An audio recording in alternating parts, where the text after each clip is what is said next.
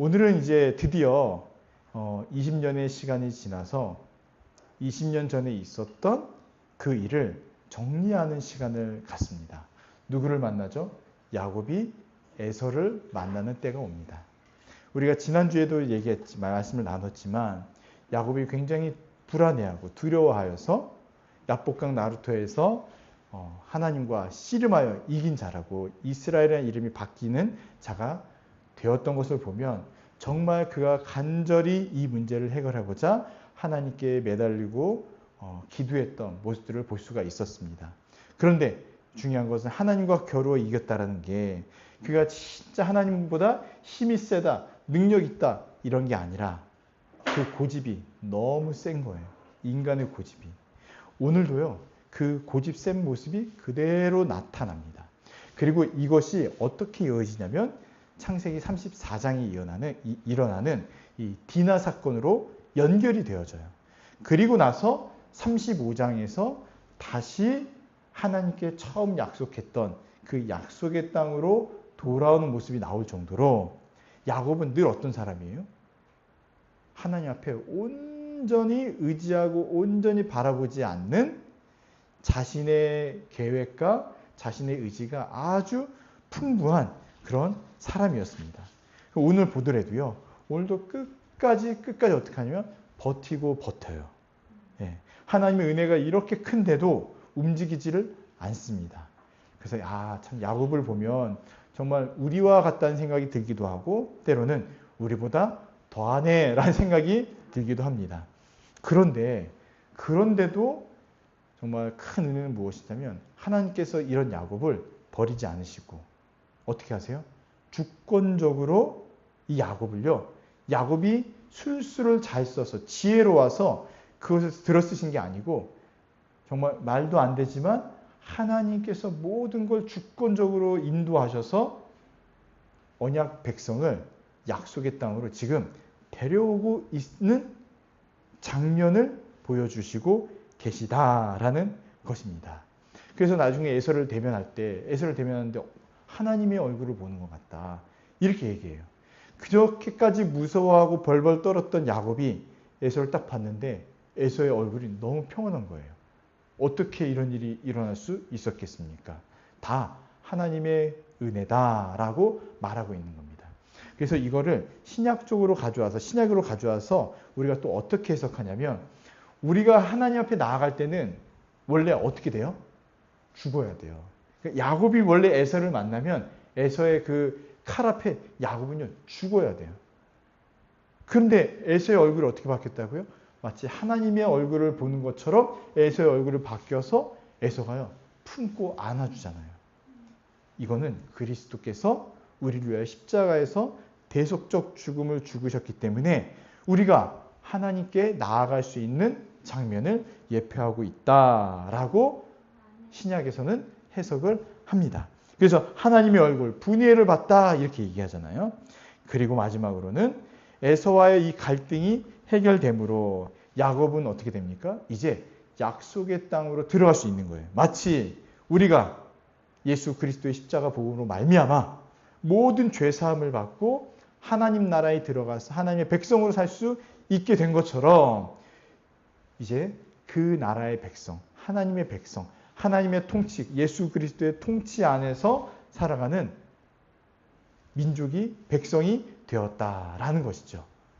그러니 어떻게 돼요? 우리는 어디 살아야 됩니까? 하나님의 나라. 하나님의 나라에 거해서 살아야 되는 것이죠. 네. 이것이 오늘 이제 33장의 전체적인 핵심의 내용인데, 그러면 한 구절 한 구절 우리 또 한번 살펴보도록 하겠습니다.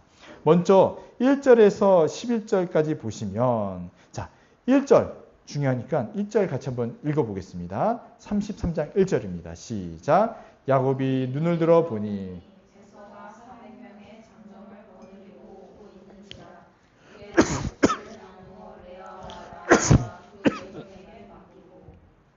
네, 야곱이 죄송합니다. 눈을 들어 봤더니 에서가 어떻게 오고 있죠? 400명의 장정을 거느리고 오는 거예요.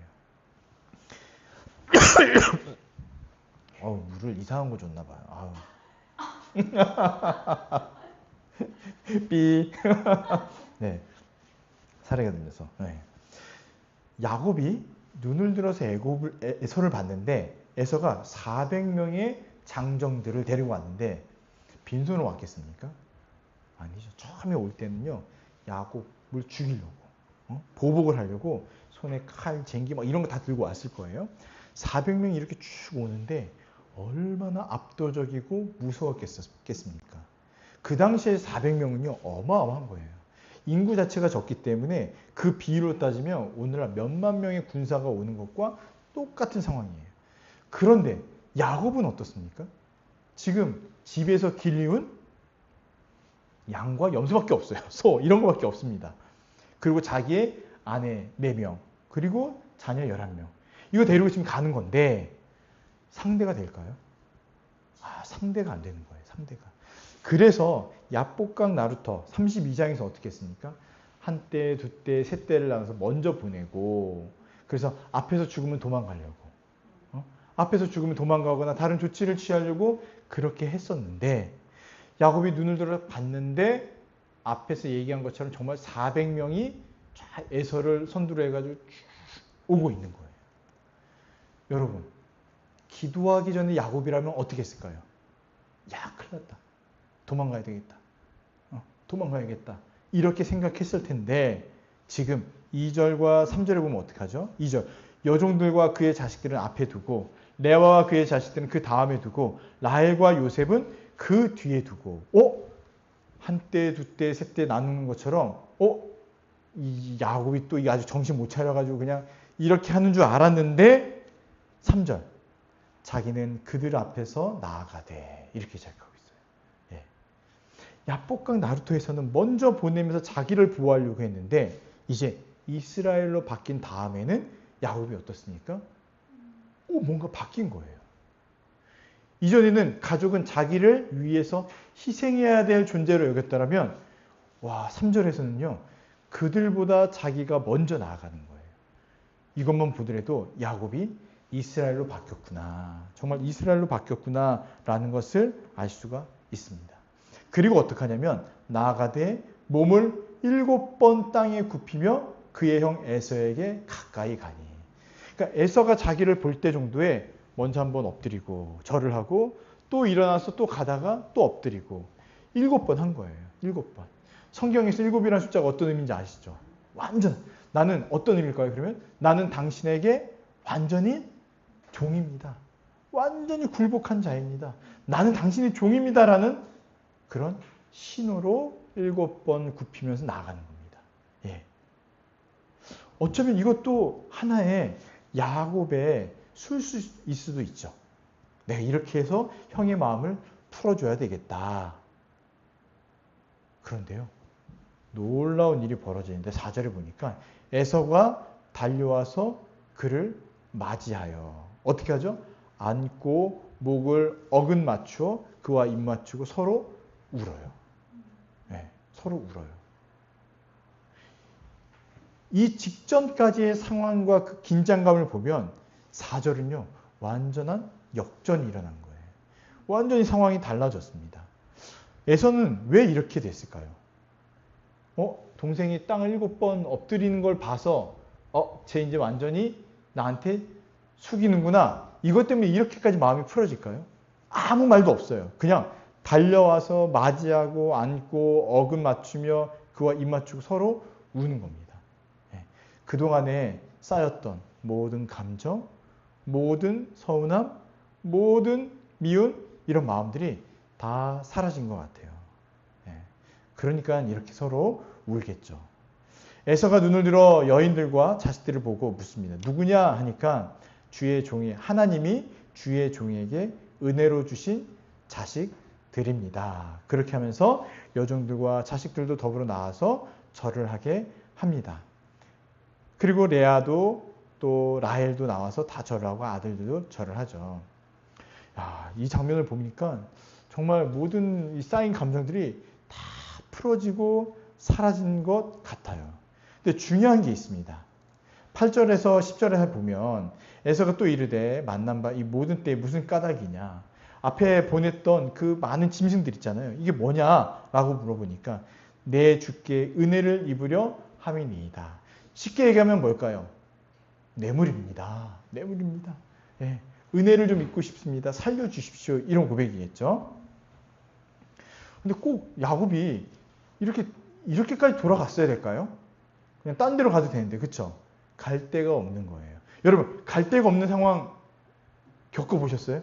정말 여기도 못 가고, 여기서 나오고, 여기서 나오고. 정말 사자가 기다리더라도 어쨌든 들어가야 되겠죠. 이런 상황에 처한 야곱이기 때문에 그 힘들게 번 것도 우선은 목숨을 살리기 위해서 은혜를 입기 위해서 바치는 겁니다. 에서가 이르되 내 동생아 내게 있는 것이 족하다. 생각해 보세요. 이삭에게 아버지에게 얼마나 많은 재산들이 있었겠습니까? 그 재산들이 다 어디로 갔겠어요? 네, 에서에게 갔겠죠. 야곱에게 나눠줄 수 있었지만 야곱은 가출한 상태로 생사를 알 수 없는 상태가 된 거 아니에요. 그래서 다 에서에게 갔기 때문에 에서가 굉장한 부자였을 것이다. 또 에서는 힘도 세고 산 사람 같고 정말 사냥도 잘하고 했기 때문에 그 일대를 아마 다 통치하고 있었던 거의 그런 족장이었을 것이다. 판단이 듭니다. 그러니까 그 재산도 많은 거예요. 그래서 어쩌면 야곱이 가져온 것은요. 에서의 재산에 비하면 정말 아무것도 아닌 것일 수도 있습니다. 예. 그런데도 바치는 거죠. 그래서 난 괜찮다 하는데도 야곱이 이르되 그렇지 않습니다. 내가 형님의 눈앞에서 은혜를 입었사오면 청하건대 이 예물을 받아 주시옵소서. 형님 내게 은혜를 베푸면 이거 받아줘야 됩니다. 하니까 어떻게 해요? 내가 받겠다 하면서 받습니다. 그런데 10절 내가 형님의 얼굴을 배운 즉 이 부분 같이 한번 읽어보도록 하겠습니다. 10절 중간에 있습니다. 시작. 내가 형님의 얼굴을 배운 즉 하나님의 얼굴을 본 것 같사오며 형님도 나를 기뻐하심이니이다. 예. 11절도 같이 읽어볼게요. 시작. 하나님이 내게 은혜를 베푸셨고 내 소유도 족하오니 청하건대 내가 형님께 드리는 예물을 받으소서 하고 그에게 강권함에 받으니라. 아멘. 내가 하나님께 은혜를 받았습니다. 하나님이 내게 은혜를 베푸셨습니다. 하나님께서 내게 은혜를 베푸셨습니다. 오늘 33장에서 제일 중요한 믿음의 고백입니다. 하나님께서 내게 은혜를 베푸셨습니다. 예. 야곱은 야복 나루에서 이미 자아가 깨어진 상태가 되었어요. 이제는 뒤로 숨지 않습니다. 그리고 하나님께서 나에게 복을 주셨다는 걸 믿기 때문에 가족들 뒤에 숨지 않고 이제는 자기 스스로 이 문제를 해결하기 위해서 가족들 앞에 섰습니다. 그리고 진실된 마음이었을 거예요. 땅에 엎드리고 7번 엎드리면서 에서에게 나아가고 선물도 진심으로 주려고 했던 걸 겁니다. 그런데 중요한 것은 야곱이 이렇게 해서 은혜를 입었다가 아니라 야복강 나루토에서 환도뼈가 부러지고 끝까지 매달리면서 하나님께 은혜를 구했던 그때에 이미 하나님께서는 어떻게 하셨을까요? 에서의 마음을 다 녹여주셨을 겁니다. 예. 그렇게 원수같이 여기던 동생이 오는데 정말 죽이고자 칼을 들고 몽둥이를 들고 400명을 데리고 이끌어 왔는데 그 동생이 쩔뚝거리며 절을 하고 또 일어나서 쩔뚝쩔뚝거리면서 오는 그 모습을 본 순간 에서의 마음이 어떻겠습니까? 완전히 녹아내리고 완전히 바뀌어지게 된 것입니다. 그래서 이거를 야곱이 지혜롭게 한 것이다 라고 보지 않고 하나님께서 에서의 마음을 다 녹여주셨다. 원수된 그 마음을 다 녹여주셨다 라고 하고 있습니다. 그리고 야곱이 본 것은 무엇이냐면 하나님께서 에서의 마음을 완전히 틀어놓으신 것, 완전히 그 마음을 녹여주신 것을 보니까 에서의 얼굴에서 뭘 봐요? 하나님을 배운 것 같습니다. 하나님의 얼굴을 봤습니다. 이렇게 고백을 하고 11절 하나님께서 내게 은혜를 베푸셨습니다. 하나님께서 내게 은혜를 베푸셨습니다. 이렇게 고백을 하는 겁니다. 예. 너무 기가 막힌 상황 아닙니까? 20년 동안 에서의 입장에 생각해 본다면 20년 동안 벼렀던 이 보복의 날, 이제 정말 약한 모습을 딱 보이기 때문에 정말 조롱하면서 온갖 보복을 다할 수 있는 그 날이 딱 다가왔는데 에서는 굉장히 억울했을 수도 있어요. 그동안 그렇게 마음을 쌓고 미움을 쌓고 악함을 쌓고 이제 딱 보복하려고 한 순간 야곱을 봤는데 어때요? 너무나 처절해 보이는 모습.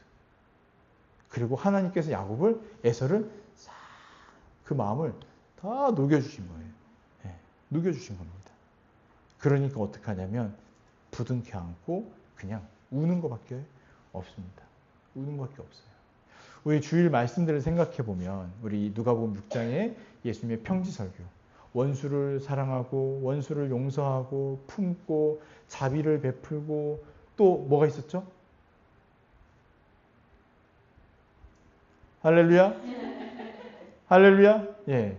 제일 중요한 게 아버지를 닮아서 예수님을 닮아서 스승을 닮아서 바리새인들과 같이 외식하지 말고 어떻게 하라고요?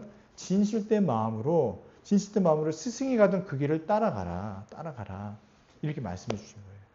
어떤 자매가 이 말씀을 들으면서 막 예배 시간에 울더라고요. 그래서 제가 물어봤어요. 은혜를 받았냐? 그랬더니 아니요. 너무 부담이 돼가지고요.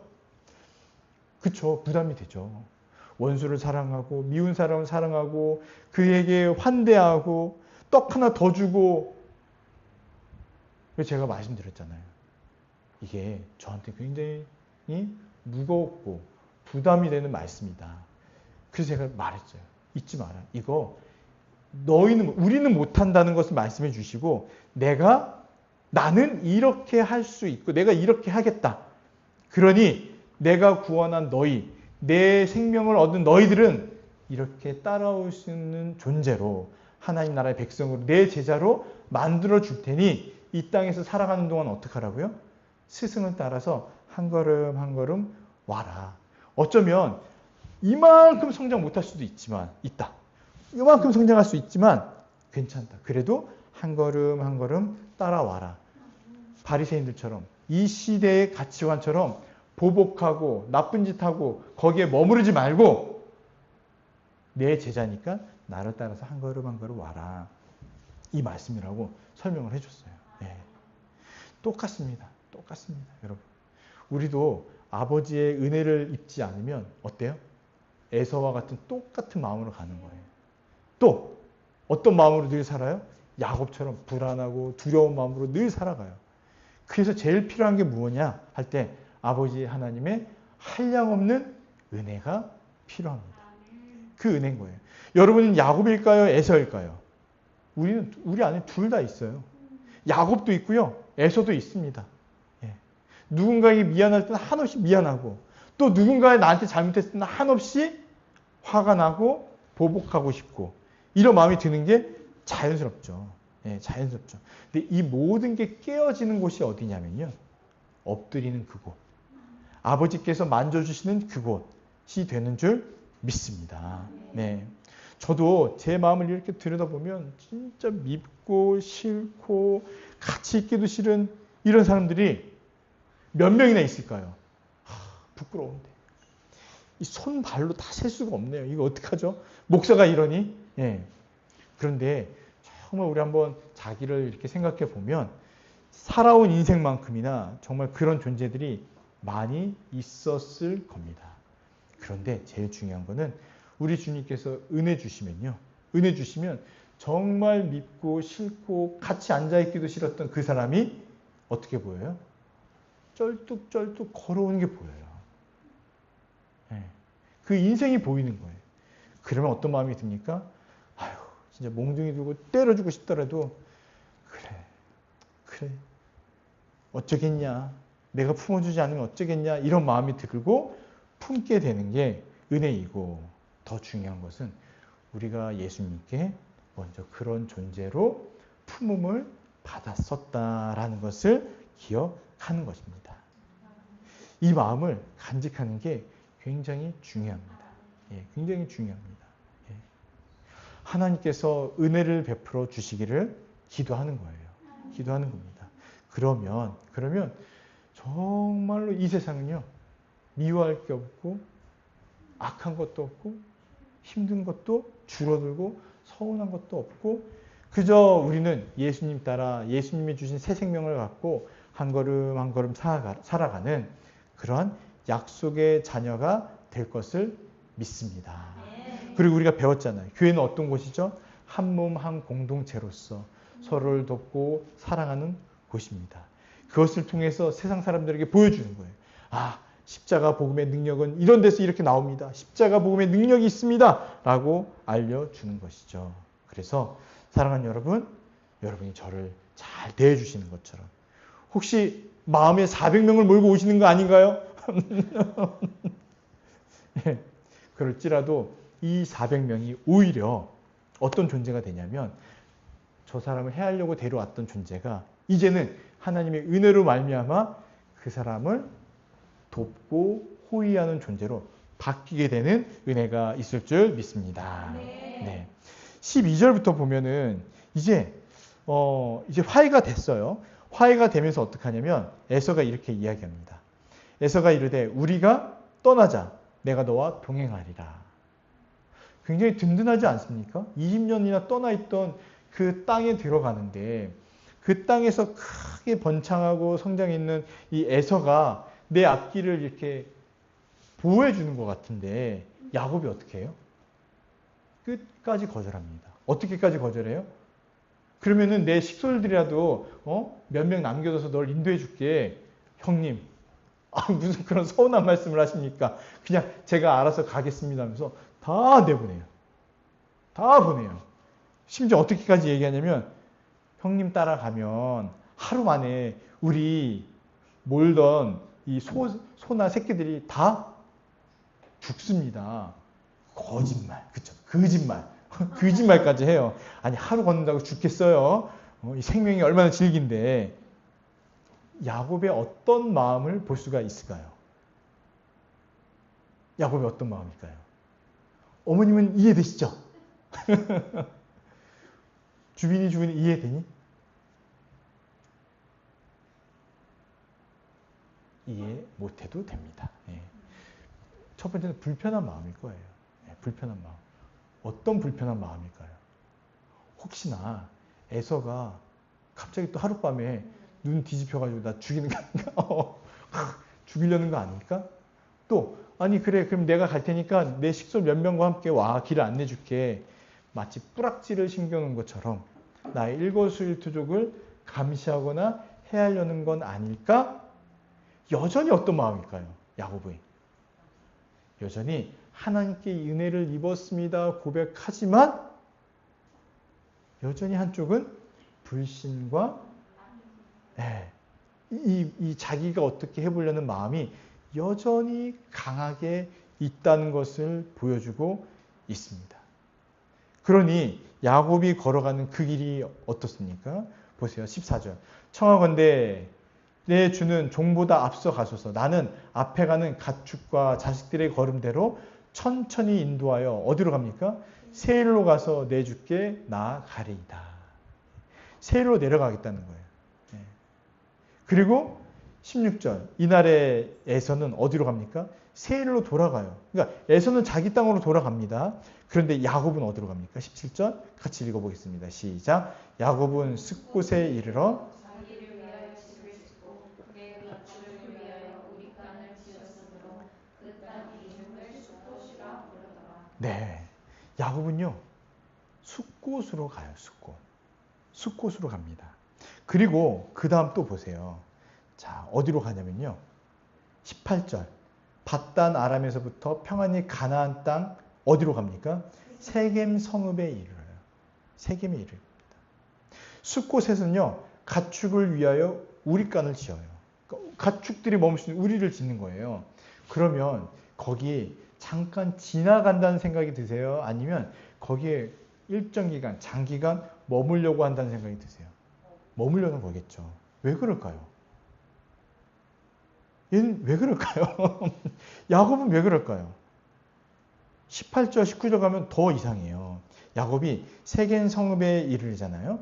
세겜의 성읍에 이르러 그 성읍 앞에 장막을 쳤는데 19절 같이 한번 읽어보겠습니다. 시작. 그가 장막을 친 밭을 세겜의 아버지 하몰의 아들들의 손에서 베크시타에 샀으며, 네, 세겜에 장막을 쳤는데 그 땅을 삽니다. 땅을 산다는 의미는 어떤 걸까요? 예, 거기에 살겠다는 이런 의미가 있습니다. 이것이 어떤 의미일까? 그걸 잘 생각해 봐야 되는 겁니다. 그래서 강의한 2페이지 3번의 1, 가로 1의 박스에 보면 영적 분별을 잘해야 되는데 야곱이 에서를 따라 에돔 땅으로 들어가지 않은 것은요. 어떻습니까? 영적으로 옳은 선택인데 성도는요. 세상 권세와 타협하여 세상의 진영으로 섞여 들어가서는 안 되고 어디로 가야 되냐는 거예요. 어디로 가야 됩니까? 약속의 땅으로 가야 됩니다. 지금 야곱에게 약속의 땅은 어딜까요? 야곱이 하늘로 맞닿아 있었던 그 사닥다리를 보고 거기에 돌베개를 베고 잤던 그곳에 거기에 제단을 쌓고 기도를 하고 하나님과 언약을 맺었던 그 땅이 어디냐는 거예요. 베델. 베델로 돌아가야죠. 하나님의 집으로 갔어야죠. 네. 하나님의 집으로 먼저 가서 거기서 하나님께 예배드리고 하나님을 만나고 했어야죠. 그리고 가나안 땅에 머무는 것은 괜찮을 수 있어요. 그런데 약속의 땅으로 가지 않았다라는 겁니다. 기회가 몇 번 있었어요. 몇 번 있었는데도 처음에 숲곳에 머물고 거기에 머물러서 우릿간을 짓고 그리고 세겜 땅에 가서는 아예 땅을 샀습니다. 예. 얼마에? 베크시타에 땅을 사버렸어요. 그리고 이거는 아주 확실하죠. 명백한 증거가 되는 거예요. 어떤 증거요? 내가 이 땅에 머물리라. 이 땅에 머물리라. 예. 신학자들이 평가하기는요. 그 땅은 마치 야곱에게는 그 소돔과 같은 모습이었을 것이다. 수많은 시간들을 이렇게 걸쳐서 왔던 야곱에게 이 세겜 성읍은요. 마치 롯이 소돔 성을 봤을 때 그런 느낌처럼 정말 안전하고 정말 먹을 것이 풍족하고 정말 여기서 머물러야 되겠다. 여기가 약속의 땅인가 보다라는 생각이 들 정도로 풍성했던 곳일 것이었다. 그러니 야곱이 어떤 마음이 들어요? 내가 지금까지 이렇게 나그네 인생처럼 떠돌면서 살았는데 이제 여기에 머물러야겠다라는 생각이 들었을 것이라는 거예요. 근데 야곱이 그러면 될까요? 그러면 안 되는 거예요. 어디로 가야 됩니까? 베델로 갔어야 됩니다. 베델로 갔어야 됩니다. 그래서 이게 야곱의 영적 한계인가 보다. 영적 한계다. 위기가 지나가자마자 어떻게 돼요? 그 앞에서는 환도뼈가 부러지면서도 끝까지 붙잡고 저를 축복해 주지 않으시면 제가 놓지 않겠습니다 하면서 축복을 받고 돋는 해를 보면서 하나님께 찬양했던 그 에서를 만났을 때 눈물을 흘리면서 하나님의 은혜입니다. 하나님의 은혜입니다. 라고 했었던 야곱. 정작 이 문제가 해결되니까 어때요? 네, 해결되니까 그 하나님의 은혜는 찾질 않는 거예요. 그러면서 지금 당장 내 배를 만족시키고 내가 거주할 수 있는 환경과 여건을 따라서 그냥 거기에 진을 치는 이런 모습들. 창세기 28장 20절 우리 한번 같이 찾아서 읽어볼까요? 28장 20절 20절에서 22절 예. 창세기 28장 20절에서 22절 같이 한번 읽어보겠습니다. 예. 시작. 야곱이 서원하여 이르되 하나님이 나와 함께 계셔서 내가 가는 이 길에서 나를 지키시고 먹을 떡과 입을 옷을 주시어 내가 평안히 아버지 집으로 돌아가게 하시오면 여호와께서 나의 하나님이 되실 것이요 내가 기둥으로 세운 이 돌이 하나님의 집이 될 것이요 하나님께서 내게 주신 모든 것에서 10분의 1을 내가 반드시 하나님께 드리겠나이다 하였더라. 아멘. 여러분 보세요. 여기에서 야곱의 기도를 하나님께서 안 들어주신 게 무엇이 있습니까? 하나님께서 나와 함께 하셔서 내가 가는 이 길에서 나를 지켜주셨어요. 그 야곱보다 10배나 100배나 더 악한 라반의 손에서 20년을 지켜주셨어요. 그리고 야곱을 굶기셨습니까? 아니요. 굶기지 않으셨어요. 모든 걸 입혀주셨고 결혼하기 힘든 이 시대에 야곱은 몇 명의 아내를 맞이하게 돼요? 4명. 첩까지 4명. 4명. 4명의 아내를 맞이하게 하고 불임의 시대에 야곱은 총 12아들을 얻게 하고 딸도 낳잖아요. 딸도. 예. 아니 야곱에게 부족한 게 뭐가 있습니까? 거기다가 나올 때 수많은 재산들을 다 가지고 나왔죠. 그리고 자기 인생에서 가장 큰 산이었던 에서의 산마저도 야곱이 뭐 한 것도 없어요. 그냥 저런 것밖에 없는데 이것도 그냥 정말로 평탄하게 넘어가게 했습니다. 그래서 21절 보면 내가 평안히 아버지 집으로 돌아오게 하시오면 아버지께서 돌아오게 했잖아요. 그러면 이제 여호와께서 나의 하나님이 되실 것입니다. 본인이 이런 말도 안 되는 서원을 했는데 하나님께서는 이걸 다 지켜주신 거예요. 그럼 이제 야곱이 해야 될 건 무엇이죠? 내가 기둥으로 세운 이 돌이 하나님의 집이 될 것입니다. 하나님을 위한 집을 세우고 하나님께서 내게 주신 이 모든 것에서 어떻게 해요? 10분의 1을 내가 반드시 하나님께 드리겠나이다. 약속한 걸 지켰어야 되는 거예요. 지켰어야 되는 겁니다. 예. 이런 의미는 아니에요. 11조 안 내면 갑자기 사업이 어려우시고 이런 얘기하는 게 아닙니다. 11조를 드린다는 게 어떤 의미인지 아시죠? 아브라함. 뭐예요? 이 모든 일을 전쟁에서 승리하게 하신 이 모든 일을 누가 하신 것이다? 예. 전능하신 하나님 아버지께서 하신 것임을 믿음으로 고백하면서 드린 게 11조잖아요. 그러니까 야곱은 지금 뭐 했어야 되냐면 하나님 20년 동안 나를 지켜온 이 모든 인생들 또 에서를 만나서 은혜를 입어서 다시 돌아오게 하신 이 모든 일에 맞습니다. 아버지께서 하신 것입니다라는 고백을 해야 되는데 그 고백으로 11조를 드렸어야 되는데 어떻게 해요? 아무것도 안 하고 지금 그냥 세겜 땅에 땅을 사서 머물려고 한 것입니다. 이게 말도 안 되는 일이라는 거예요. 살기 좋고 문화적으로 발달한 세겜에 주저앉아버린 이 모습. 정말 이런 모습들 어디서 볼 수 있나요? 우리 안에서 볼 수 있죠. 어려움이 있을 때는 간절히 기도해요. 주님 도와주세요, 도와주세요. 근데 도와주고 나면 어떻습니까? 입 싹 닫죠. 입 싹 닫죠. 예. 제가 제일 많이 경험하는 존재가 밖에서 지금 놀고 있는 아이예요. 그렇게 필요할 때는 막 간절하게 막 이거 해주세요. 막 이거 하면 뭐 잘할게요. 약속할게요. 뭐 책 읽을게요. 받아쓰기 잘할게요. 해주면 어떻게 돼요? 얼마나 악한지. 근데 또 누구 자식인지 몰라도 부모랑 똑같을 거예요. 그렇죠? 그래서 뭘 할 수가 없는 겁니다. 예. 사실 우리를 한번 돌아보세요. 자기를 돌아보면 정말 간절할 땐 어때요? 정말 눈물 쏟으면서 하나님 도와주세요. 정말 더 간절할 땐 어떻게 하냐면 도와주시면 제가 이렇게 하겠습니다. 은혜 주시면 제가 이렇게 하겠습니다.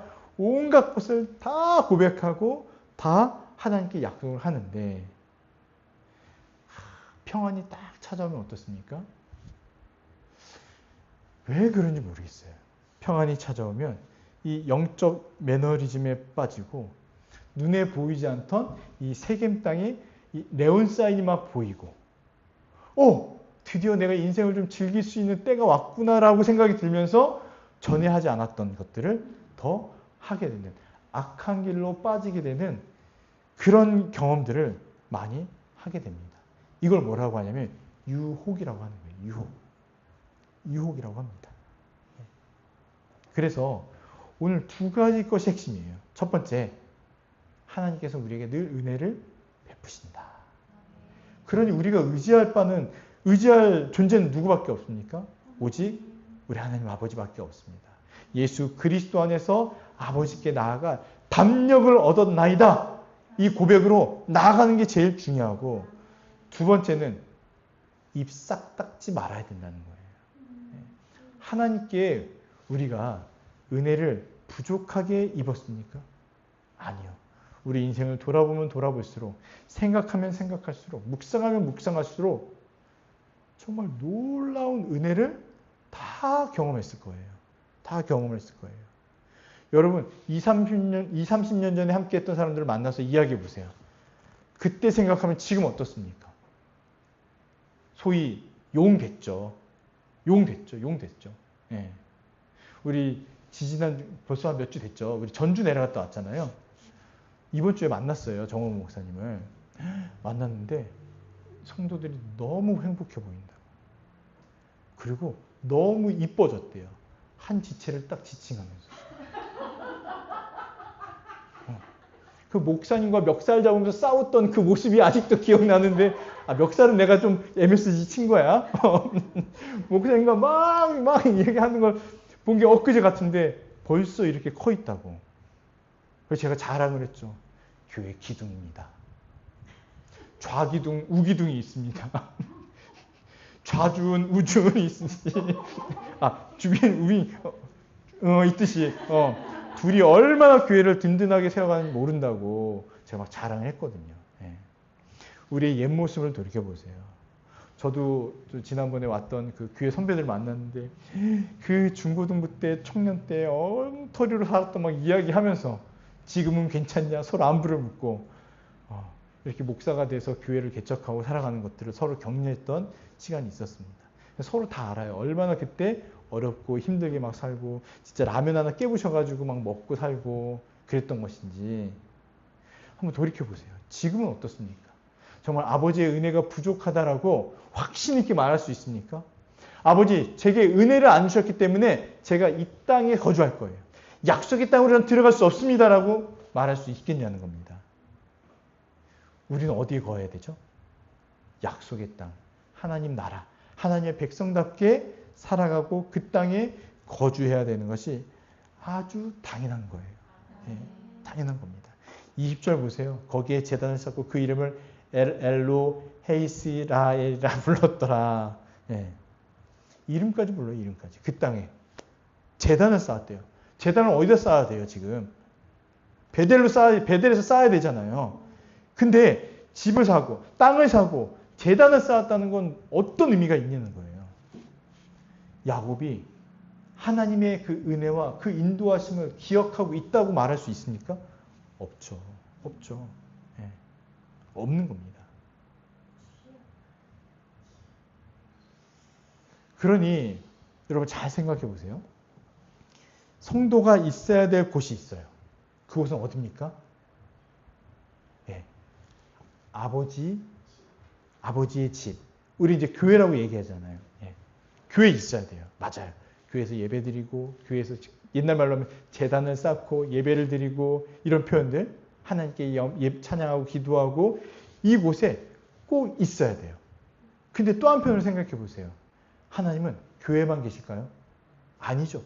우리는 왜 그렇게 고백을 하냐면, 예수 그리스도께서 온 세상을 통치하시는 분이시고 주님이 안 계신 곳이 없다는 걸 믿는 존재가 됐어요. 그리고 구약 성경과는 다르게 신약에는 어떤 차이가 있냐면, 믿는 자에게는 누가 임하시죠? 성령께서 임하시기 때문에 그 어디든 하나님의 나라요, 하나님의 집이요, 하나님께 예배드리는 곳이에요. 그래서 우리는 어느 곳에 있든지 어떤 곳에 있든지 다 하나님께 예배하고 찬양하고 하나님의 백성으로서 살아가고 있습니다. 그러니 우리는 늘 누구를 기억해야 돼요? 예수 그리스도 안에서 아버지의 은혜를 기억하면서 고백하면서 살아가야 됩니다. 심지어 400명이 달려들고 있어도 뭘 고백해요? 아멘. 아멘. 우리 주 예수 그리스도께서 나와 함께 하시면 믿습니다. 이걸 고백하는 거예요. 또 세겜 땅 같은 곳에 있을지라도 주님, 저는 약속의 땅에 거하는 하나님 나라의 백성입니다 라고 고백하면서 살아가야 되는 겁니다. 그러니까 늘 마음을 어디다 둬야 되죠? 베델에. 하나님의 집에 두고 하나님의 약속을 두고 하나님의 말씀 가운데 거하는 거예요. 그래서 종교개혁가들이 그렇게 부르짖는 게 뭐냐면 오직 말씀, 오직 은혜를 부르짖는 거예요. 말씀이 있는 그곳은 어디든지 하나님의 집이 되기 때문입니다. 그러니 사랑하는 여러분, 야곱처럼 지금 가야 될 곳에 가지 않고 머무르는 이런 존재가 사실 우리는 아니에요. 예수 그리스도께서요, 우리를 완전히 바꿔놓으셨기 때문에 우리는 이미 약속의 땅에 거한 자입니다.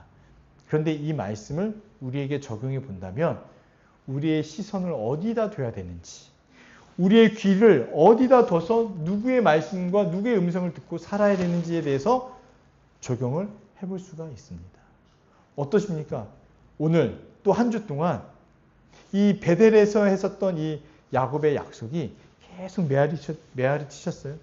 주일 말씀, 또 아버지께서 나와 함께 하시고, 또 힘들고 여러 상황들 가운데서도 그래, 주님밖에 없지, 주님밖에 없지. 오늘 찬양 보면 고단한 인생길, 하루하루 고단하셨죠. 네. 별일이 없어도 고단한 게 인생이잖아요. 고단한 인생길, 힘겨운 오늘도 예수 내 마음 아시고 예수 늘 함께 하시네. 이 고백이 그냥 저절로 나와야 되는 것이죠. 이걸 믿으며 살아가는 존재가 바로 저와 여러분이 되는 줄 믿습니다. 네. 여러분 보세요. 정말 우리 늘 생각해야 됩니다. 늘 생각해야 됩니다. 야곱은 33장에서 세겜에 땅을 사고 제단을 쌓아가지고 어떤 일을 34장에 당하게 되냐면 디나 사건, 자기 딸이 이 세겜 족장에게 강간을 당하고 또 자기 아들들이 어떻게 해요? 이 족장을 완전히 어떻게 하냐면 멸해버리잖아요. 진멸해버리잖아요. 그래도 야곱이 벌벌 떨게 돼요. 왜요? 가나안의 수많은 족장들의 하나를 완전히 진멸시켜 버렸으니 다른 족장들이 나를 어떻게 하겠냐 하면서 벌벌 떨면서 가는 곳이 어디냐면 35장에 베델로 올라가게 됩니다. 드디어 베델로 올라가게 되는 거예요. 그래서 제 기억으로는 어렸을 때 목사님들이 여러분 교회에 머물러야 됩니다. 교회를 떠나면 어떻게 되는지 아십니까? 하나님께서 베델로 올라가시게 만듭니다 하면서 무서운 말씀들을 막 던져줬어요. 그럼 집에 갈 수 있나요? 집에 갈 수 있겠어요? 그래서 제가 교회에서 잤습니다. 교회에서 잤습니다. 예. 마치 교회만 있으면 모든 게 해결된다라고 생각할 수 있는데 그게 아닌 거예요. 그건 아니고 우리 마음을, 우리의 믿음을 어디다 둬야 되는가라고 우리는 받아들여야 되는 겁니다. 마음의 예배, 온전한 예배는 오직 우리 주 예수 그리스도를 계속 묵상하며 살아가는 것이죠. 그것을 기억해야 됩니다. 그것을 기억해야 되는 거예요. 자, 묵상과 적용 한번 보시면 현실의 문제는 야복나루의 은혜로 풀게 됩니다. 아무리 어려움이 있더라도요. 에서의 마음을 바꾼 것은요. 야곱의 기도가 아니었어요. 하나님의 은혜였습니다. 우리가 기도 많이 하면 뭐가 문제가 해결된다. 그게 아니잖아요. 하나님께서 은혜를 베풀기를 기도하고 하는 겁니다. 그래서 야곱이 이스라엘로 변화되자 하나님께서는 직접 에서의 마음을 완전히 대적자에서 영접자로 바꿔 놓으셨다. 이걸 믿고 현실에 꼬인 문제들 앞에서 어떻게 그것을 풀어가냐면 세상과의 씨름이 아니라 어디로 가야 됩니까? 기도의 자리로 가서 아버지를 붙들고 예수 그리스도 안에서 은혜를 간구하는 것이 우리에게 가장 크게 주어진 방법입니다. 그래서 기도하는 거예요. 그래서 기도하는 겁니다. 네. 그래서 나를 위해서도 기도하고 내 가족들을 위해서 기도하고 지체들을 위해서 기도하고 이렇게 기도하면 여러분 한 주 동안 평안하셨더라면 이건 누군가 나를 위해서 기도해 줬기 때문에 평안한 거예요. 나도 다른 지체를 위해서 기도하는 거죠. 두 번째, 용서의 얼굴에서 예수 그리스도를 바라보는 것입니다. 야곱은 에서의 얼굴에서 하나님의 얼굴을 보았습니다. 예. 이것은요, 야곱의 노력이 아니라 하나님께서 은혜를 베푸신 증거인 거예요. 하나님의 은혜의 현현인 겁니다. 그래서 그리스도인들인 우리는 우리의 노력과 열심으로 죄를 용서받지 않았잖아요. 누구의 은혜로 용서받았습니까? 아버지의 은혜로 예수 그리스도의 십자가 대속적 죽음으로 말미암아 용서받았고 또 하나님과 화목하게 되었고 모든 관계가 다시 재정립된 것처럼 내가 살아가는 모든 것이 아버지의 은혜이구나. 아버지의 은혜이구나. 오늘도 은혜를 주시고 내일도 은혜 주시기를 바라고 내일 모레도 은혜를 주시기를 바라는 것을 계속해서 기도하는 것입니다. 제가 수요일날 이제 부산에서 이렇게 차를 타고 계산 들려서 오는데 비가 무진장 내리는 거예요. 처음엔 비가 안 와가지고 약간 야구가 같은 마음. 비가 오는데 뭐 별거 없냐고 이렇게 오는데 갑자기 비가 쏟아지는데 비상깜빡이를 켜고 천천히 가는데도 앞차의 비상깜빡이 켜는 게 보이지가 않는 거예요. 만약 앞차가 멈춰 있거나 급정거를 하면 제가 볼 수 있을까요? 안 보이잖아요. 네, 정말 긴장하면서 10몇 분은 계속 가는 겁니다. 도로에는 뭐 물이 차고 말만 들어도 무섭죠. 네, 이렇게 계속 가는 거예요. 계속. 그때 제가 뭐 할 수 있겠습니까? 베델이 어디지? 베델로 가야 되는데 주님 기도하면서 주님 긴장하면서 계속 가는 수밖에 없어요. 네. 교만하지 말고 겸손한 마음으로 한 걸음 한 걸음 걸어갈 때마다 주님의 은혜 가운데 주님만 바라보고 걸어가시길 바랍니다. 그러면 나는 이렇게 하니까 됐다라고 생각하지만 그게 아니고 하나님께서 에서의 마음도 녹이시고 또 에서가 사람을 붙이려고 하는 것도 그런 계획도 돌이키고 야곱을 편안하게 그 길로 갈 수 있도록 해주시는 그 은혜를 누리게 될 것입니다. 그럼 그때 우리는 어딜 가야 돼요? 약속의 땅 베델로 갔어야 되죠. 세 번째가 바로 그 내용입니다. 세겜에 주저앉지 말고 베델로 올라가야 됩니다. 에서는 떠났고 평화가 찾아왔습니다. 샬롬이 임한 거예요. 그런데 야곱은 어떡합니까? 세겜 땅에 안주하려고 했습니다. 세겜 땅에 안주하려고 한 거예요. 고난 중에는 정말 눈물, 콧물 다 쏟으면서 기도하는 게 우리들이지만 또 평안이 찾아오면 어떻습니까? 기도하지 않는 것도 우리들의 모습에 있습니다. 조그만 삶이 안락해져 보십시오. 그 마음이 어떻습니까? 마음을 다 빼앗기게 되는 거예요. 마음을 다 빼앗기게 됩니다. 저도 마찬가지예요. 조그만 삶이 더 윤택해지면 어떻습니까? 더 주를 위해서 살아야지. 이런 마음이 들까요? 아니요. 저는 뭐 똑같은 인간인데요. 뭔가 더 해야지. 다른 거. 여행 갈까? 어디가 제일 좋습니까? 여행.